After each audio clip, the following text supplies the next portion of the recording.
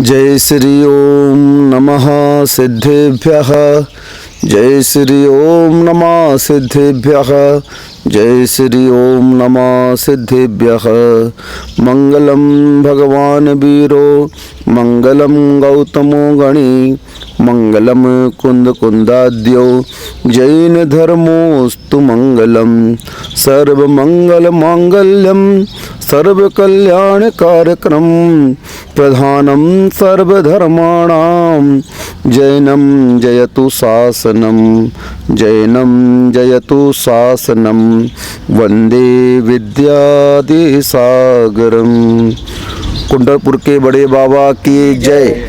आचार्य गोवर्षी विद्यासागर जी महामुनिराज की जय। परम पूज्य निर्यापक मुनि श्री समता सागर जी महाराज की जय।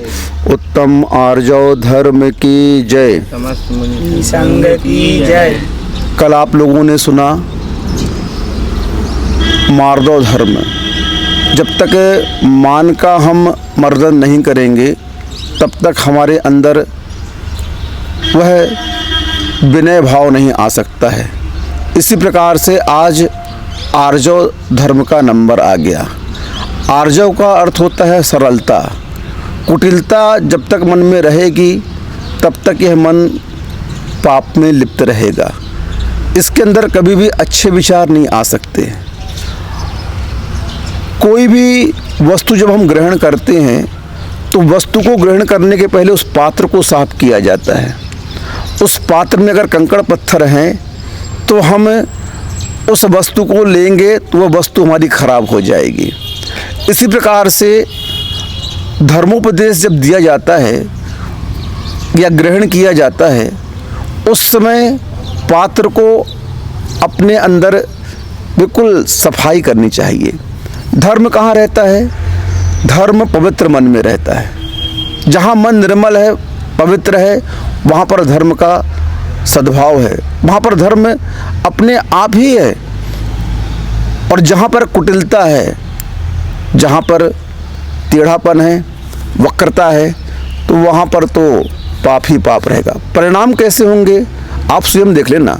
अगर मन में कपटता है तो उस कपट रूप परिणाम के सद्भाव में आप क्या सोचोगे, क्या विचार करोगे और क्या करोगे? तो इस मार्दव धर्म के माध्यम से रुजुता प्रकट होती है। लेकिन उस रुजुता को प्रकट करने के पहले आपको मायाचारी का त्याग करना पड़ेगा। मायाचारी क्या कहलाती है पहले ये समझ लो। सोच कुछ और रहे हैं, बोल कुछ और रहे हैं और कर कुछ और रहे हैं, ये कहलाती है मायाचारी। और इस मनोचाय की कुछ मन वचन काय की कुटिलता का नाम ही मायाचारी है। पूज्यवर उमा स्वामी महाराज जी ने तत्वार सूत्र के उस 6 अध्याय में लिख दिया, योग वक्रता विसंवादनम चा शुभस्य नाम न है। मन वचन काय की कुटिलता का नाम उसकी वक्रता से अशुभ नाम कर्म का बंध होता है। जब जब आप मायाचारी करोगे मन की, वचन की, काय की कुटिलता आएगी और उस कुटिलता का परिणाम क्या होगा? इस भाव में तो तुम्हारा नाश होगा ही होगा, लेकिन भाव भवांतर में भी तुम्हें अशुभ नाम कर्म का बंध होगा। उस अशुभ नाम कर्म के माध्यम से तुम उस निकृष्ट पर्यायों में जाओगे। काठ की हंडी एक बार चढ़ती है अग्नि पर। काठ की हंडी अग्नि पर एक बार ही चढ़ती है। क्यों? वह अग्नि उस काठ की हंडी को क्या कर देता है? समाप्त कर देता है, ईंधन बना लेता है अपना। उसी प्रकार से छल कपट करने वाले का जो विश्वास है एक ही बार होता है, बार बार नहीं होता है।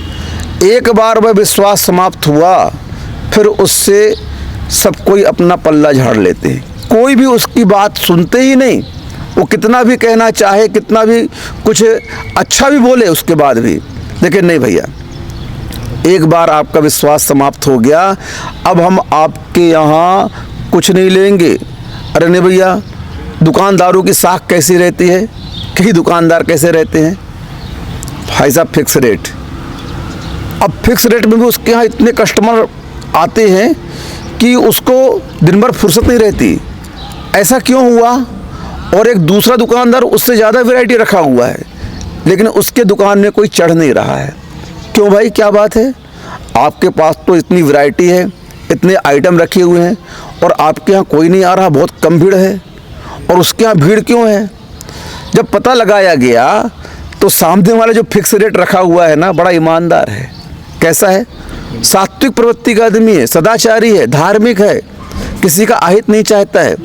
व्यापार में भी वह क्या सोचता है कि मैं अपने ग्राहकों को उत्तम वस्तु दूं। उसके उनमें विचार कैसे आ रहे हैं? देखो तो कितनी मेहनत की कमाई है इनकी, खून पसीने की कमाई है, और इस कमाई से ये वस्तु खरीद रहे हैं। जब पैसा चोखा दे रहे हैं तो हमें वस्तु भी कैसी देनी चाहिए? चोखी देनी चाहिए। उसके इस नेचर के कारण, इस क्रिया के कारण, इस सोच के कारण उसकी दुकान में क्या लगी हुई है? भीड़ लगी हुई है। और हर व्यक्ति उसके यहाँ विश्वास से जाता है। छोटा बच्चा भी जाएगा उसके यहाँ कुछ सामान लेने के लिए तो उचित पैसा और उत्तम सामान दिया जाएगा। नफ़े में भी वह क्या करता है? बिल्कुल कम से कम प्रॉफिट रखता है, कम से कम। क्यों? वो जानता है कम प्रॉफिट में अगर हम वस्तु अच्छी देंगे तो टर्नओवर ज़्यादा होता है। और बेईमानों सुनो ज़रा, बेईमानी करने वालों ध्यान से सुनो। ईमानदारी में कितना फ़ायदा है। एक तो तुम्हारी साख बनेगी, दूसरा अशुभ नाम कर्म का बंध नहीं होगा, और तुम्हारी दुकान इतनी चलेगी कि पूछो नहीं। जो व्यक्ति ईमानदार होता है, उत्तम वस्तु देता है और कम प्रॉफिट में देता है, तो उसके दुकान का टर्नओवर बढ़ जाता है, और टर्नओवर बढ़ने से उसकी जो कमाई है ना, वह क्या हो जाती है? बढ़ जाती है। अगर वह उस वस्तु में 5% भी कमा रहा है तो आप समझ लीजिए 16 महीने में रकम डबल हो गई। कितने में हो गई? और ये तो ब्याज की बात बता दी, और यहाँ तो प्रतिदिन 5% का ब्याज मिल रहा है तुम्हें, वहाँ महीने में मिलता है, और दुकान में क्या? प्रतिदिन 5% का आपको लाभ हो रहा है। यानी महीने 2 महीने में आपकी रकम डबल हो जाएगी। कितना प्रॉफिट है? ईमानदार कहलाओगे, यश कीर्ति फैलेगी तुम्हारी, और क्या होगा?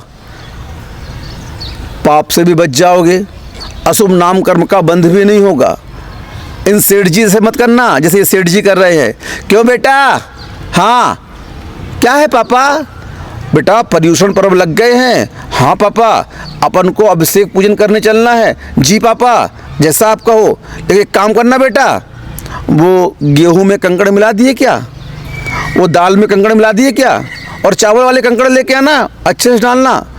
अब तुमने पूरा छल कपट कर दिया, मायाचारी दिखा दी, मिलावट कर दी, और अब बेटे से बोल रहे हो चलो बेटा अभिषेक करने के लिए, चलो बेटा पूजन करने के लिए।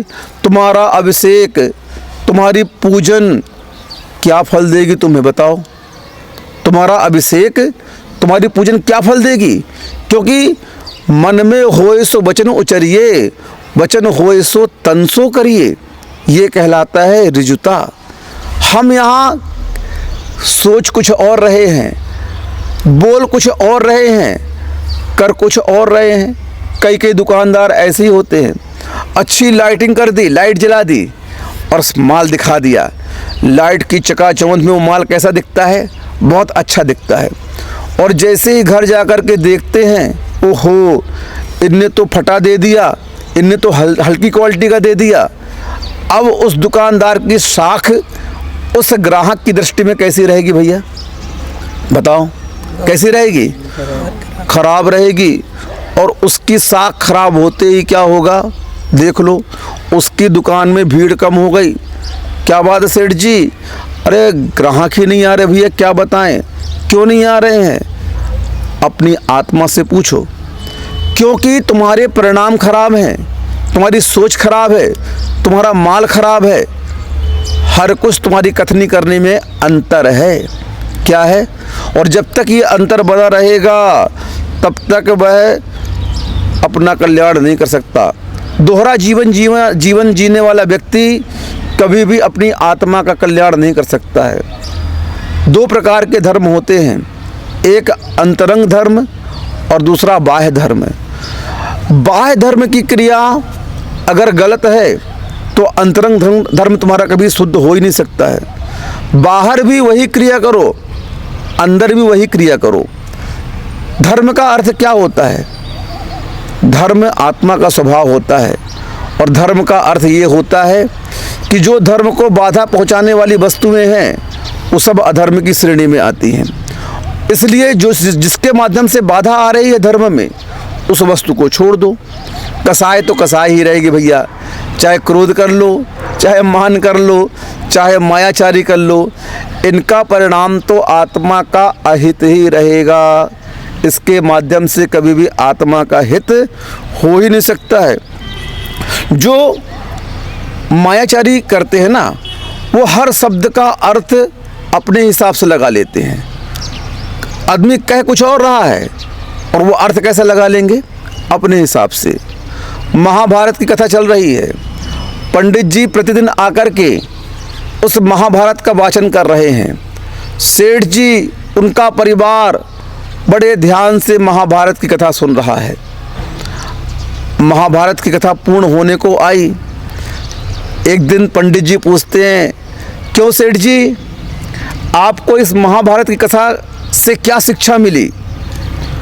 बोले, भैया पंडित जी, आपका एक प्रसंग मुझे बहुत अच्छा लगा। बोले, कौन सा प्रभु? बोले, आपने जो पांडव वाली बात बताई कि कृष्ण दूत बन के गए और वहाँ पर कौरवों से मात्र 5 गांव पांडवों के लिए मांगे, लेकिन कौरवों ने कहा कि 5 गांव की बात करते हैं आप, हम तो सुई की नोक बराबर भी जमीन नहीं देंगे इन पांडवों को। बस मुझे ये बात जच गई। अब बताओ कैसी बात जची सेठ जी को? जो उल्टी बात थी, कैसी थी? उल्टी थी, विपरीत थी, अधर्म था। बोले, अब तो मैंने यही सोच लिया, चमड़ी जाए पर दमड़ी न जाए। अब मैं अपने भाइयों को किसी भी प्रकार का हिस्सा नहीं दूंगा, क्योंकि आजकल सबसे ज़्यादा छल कपट परिवार में होता है। कहाँ होता है? सबसे ज़्यादा छल कपट अगर कहीं होता है तो परिवार में होता है।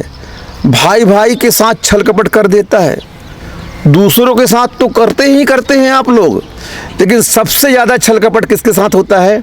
भाई के साथ। पूरा हिस्सा दबा लिया उस भाई का, पूरे प्रॉपर्टियों पर कब्जा कर लिया, दुकान पर अधिकार कर लिया, और सम्मिलित परिवार भी है। तो आजकल एक गंदी प्रथा और चल गई।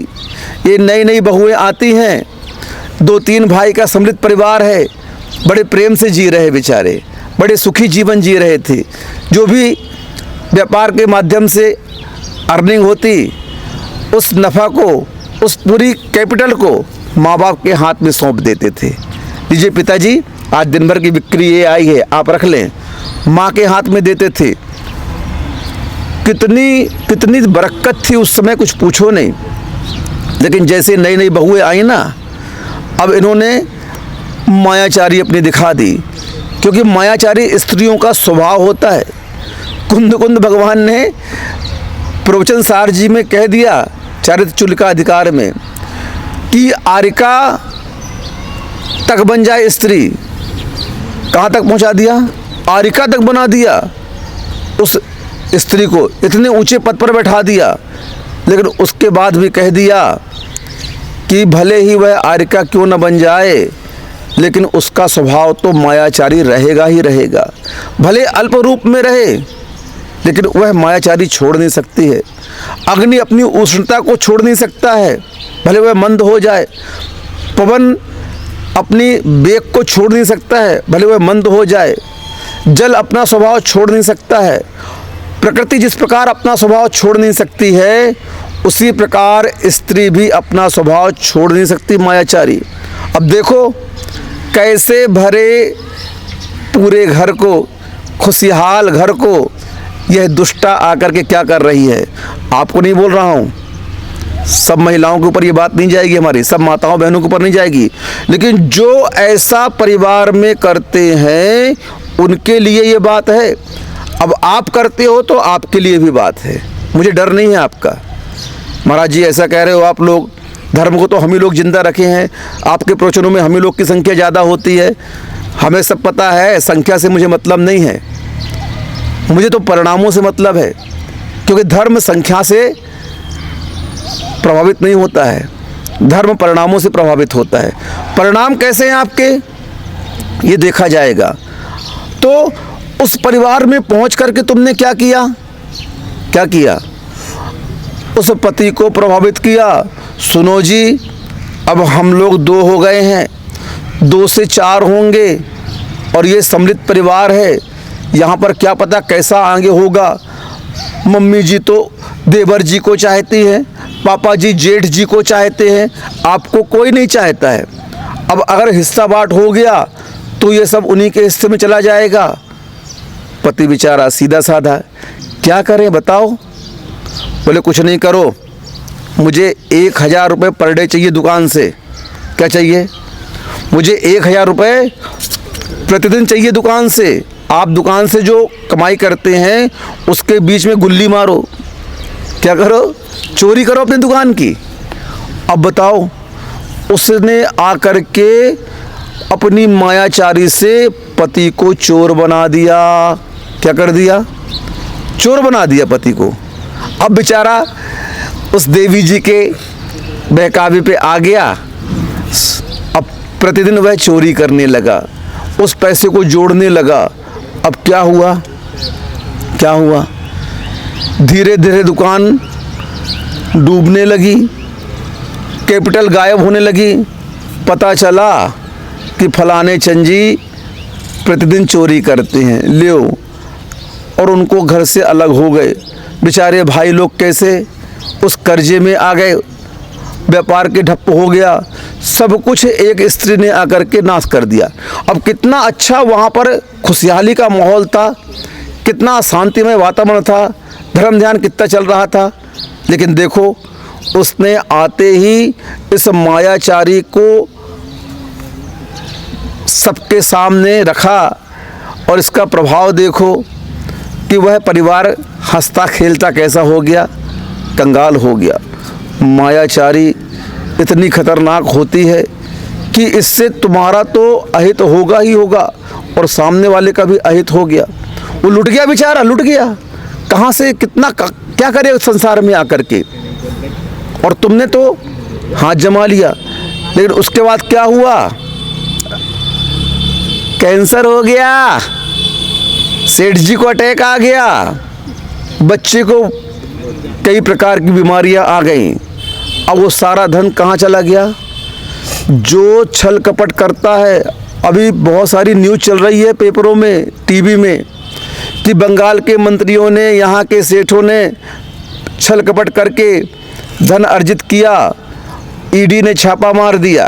क्या कर दिया, छापा मार दिया। तुमने कर ली छल कपट ना, दूसरों का पैसा हड़प लिया, नेता थे ना, कर लिया काम तुमने अपना, लेकिन पाप का घड़ा एक ना एक दिन भरता ही है, ये मान के चलिए आप। और भरने के बाद छलकता भी है, और छलकने के बाद कभी कभी फूट भी जाता है। और जैसे ही फूटता है ना, तो परिणाम क्या होता है, वो धन संपदा भी चली गई तुम्हारी, पद प्रतिष्ठा भी चली गई तुम्हारी। और आजकल तो और सरकार कठिन कानून बना दी, क्या, संपत्ति भी जब्त, अचल संपत्ति भी जब्त, मकान आदि सब जब्त, सब सरकारी खजाने में चले गए। अब क्या करोगे, पहले तो आप भर अंदर जाते थे, अब क्या हो गया, अब तो आपका मकान दुकान सब सरकार ले लेती है। कर लो गुंडागर्दी, कर लो तस्करी, कर लो घूसखोरी, इन सब का परिणाम क्या होगा, एक दिन सामने आएगा ही आएगा। तुम कितना भी पाप कर लो, कहावत है, निहुरे निहुरे ऊँट की चोरी नहीं होती है। तुम छुप छुप के ऊँट को ले जाओ सोचो तो नहीं, उसकी काया ही इतनी बड़ी है कि वह अलग दिख जाएगी। ऐसे ही पाप का परिणाम होता है। तुम कितना भी छुप करके करो पाप, लेकिन पाप और पारा कभी छुपता नहीं है, कभी पचता नहीं है। पाप और पारा कभी पचता नहीं है, खुद और खुदा से कभी कुछ छिपता नहीं है। आप अपने से कुछ चीज़ छिपा नहीं सकते हो, आप कर्म से कोई चीज़ छिपा नहीं सकते हो। तुम भले ही बिल्ली के जैसे आंख बंद करके दूध पी लो, क्या कर लो? तुम भले ही बिल्ली के जैसे आंख बंद करके दूध पी लो, तुम समझते हो मुझे कोई देख नहीं रहा है। क्या समझते हो तुम? मुझे कोई देख नहीं रहा है। लेकिन जैसे ही सेठानी का डंडा पड़ता है बिल्ली के ऊपर, तो बिल्ली क्या करती है? ओहो, ये क्या हो गया? पहाड़ से टूट गया। पहाड़ नहीं टूटा बेटा, ये सेठानी ने देख लिया, तू तो आंख बंद करके पी रही थी। ऐसे ही आप कितना भी छल कपट कर लो, मायाचारी कर लो, लेकिन कर्म का डंडा जिस दिन पड़ेगा ना, सुन रहे हो? कर्म का डंडा जिस दिन पड़ेगा, उस दिन तेरी आंख खुल जाएगी। आंख तो खुल जाएगी, लेकिन उस बिल्ली की भांति रीढ़ की हड्डी टूट जाएगी। क्या हो जाएगी? अब रीढ़ की हड्डी टूट गई, अब बेटा जियो, कैसे जियोगे संसार में? तुम जिस गली से निकलोगे, लोग तुम्हें चोर कहेंगे। ए कपटी आ गया, कपटी आ गया। कौन आ गया? कपटी।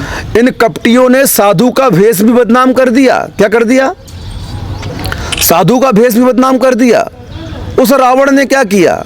देखो तो उसकी छल कपट देखो। साधु का भेष बना करके आया और सीता जी को हरण करके ले गया। ये बदनामी कर दी उसने। लो, अब आजकल भी यही हो रहा है। कई लोग उस साधु के वस्त्र को पहन करके तस्करी कर रहे हैं, चोरियां कर रहे हैं, घूम रहे हैं, कहीं कुछ काम कर रहे हैं। पूरे धर्म को बदनाम कर दिया इन कपटियों ने। रामायण में तो यहाँ तक कि राम के सामने उस रावण ने सीता का सिर काट के दिखा दिया, ताकि यह राम डिप्रेशन में चले जाएं, ये राम मानसिकता से टूट जाए।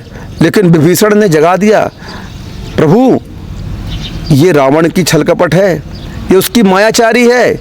उस माया के माध्यम से वो क्या कर रहा है? कि सीता का कटा हुआ सर दिखा रहा है। सीता माँ जिंदा है, आप चिंता न करो, आप तो युद्ध लड़ो, आप बिल्कुल भी नर्वस ना हो, आप बिल्कुल हताश ना हो। इस तरह से विभीषण ने दिलासा दिलाया और पुनः राम युद्ध पर खड़े हुए।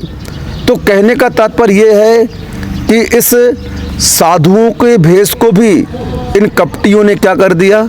बदनाम कर दिया। आज जो असली साधु भी होते हैं, उन्हें देख करके जनता की क्या मानसिकता बन जाती है? ये कपटी आ गए, देखो तो हष्ट पुष्ट रखे हैं और भीख मांग रहे, साधना कर रहे। क्या है इनकी साधना? कुछ है क्या? लो साहब, और वो भेष बदनाम कर दिया। इसीलिए जैन दिगंबर आमनाओं में साधु निर्ग्रंथ क्यों होते हैं? आपको पता है? मूलाचार में प्रश्न उठा कि यह नग्नता क्यों अपनाई जाती है साधुता के साथ में।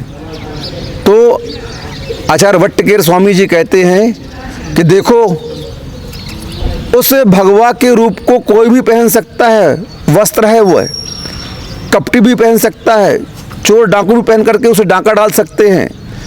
उस वस्त्र के अंदर हथियार आदि लुका करके ले जा सकते हैं। उस वस्त्र के अंदर नशीली वस्तुएं रख करके तस्करी कर सकते हैं। उस वस्त्र के साथ वो सभी प्रकार के छल कपट कर सकते हैं। लेकिन दिगंबर साधु की साधना ऐसी होती है कि वह दिगंबरत्व के साथ कुछ छुपा नहीं सकता है। एज ए मिरर, बिल्कुल आईने के जैसे ट्रांसपेरेंट, पारदर्शी है बिल्कुल। जो सामने है वो दिख रहा है। क्या दिख रहा है सामने? नग्नता दिख रही है। अब यहाँ क्या छुपाएंगे हम? बताओ आप, कुछ नहीं छुपाते। इसीलिए जैन साधु दिगंबर रहता है, किसी भी प्रकार का वह छल कपट नहीं कर सकता है। इसीलिए हमें अपने जीवन में इस छल कपट के परिणाम को देखना चाहिए, बचना चाहिए इससे। जो बच गया उसका धर्म उसके अंदर उद्घाटित हो गया, और जो इससे नहीं बच पाया उसका परिणाम क्या होगा?